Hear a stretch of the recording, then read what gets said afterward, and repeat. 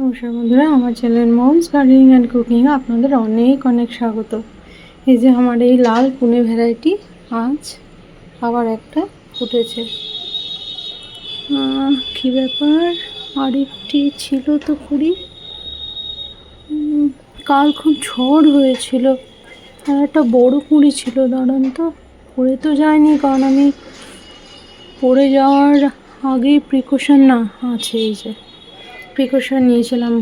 ভয় লাগে, মানে একটু যত্ন করার পর মানে এরা যেন সুস্থ থাকে সবসময় সেই চেষ্টাই করে, যারা গাছ করে সবাই করে। সিঙ্গোনিয়ামের পাতাটি অনেক দূর অবধি উঠে গিয়েছে। তো দেখুন, এই যে আজও এই লক্ষ্মী বাবা দুটো ফুটেছে, এই যে একখানা আর এই যে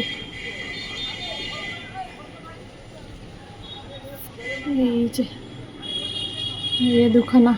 আচ্ছা, আজও দুখানা ফুটেছে। আর ওই দেখুন আমার বেলি ফুল কিন্তু ব্লুম করছে, কুড়িও রয়েছে অনেক। দেখবেন আরেকটি, এই যে ছোট্ট গাছটিতেও কিন্তু কুড়ি এসেছে জবার। দেখাতে পারছি কি, বোঝাতে পারছি? হ্যাঁ পারছি মনে হয়। তো বন্ধুরা, এই যে টগরও ব্লুম করছে, দুটো একটা করে করছে। গাছটা একটু বড় হওয়ার দরকার রয়েছে, একটু বড় পট দিতে হবে। যাই হোক, এটুকু শেয়ার করলাম। এই যে দুখানা লক্ষ্মী, ইনিও লক্ষ্মী, কেউই অলক্ষ্মী নন। তো বন্ধুরা, আচ্ছা ওটা আমি না হয় বিকালে যখন ভিডিও করবো তখন শেয়ার করে দেবো, যে গাছের যে পাতা হলুদ হয়ে যায় তার জন্য আজকে আরেকটি প্রিকশন নেব।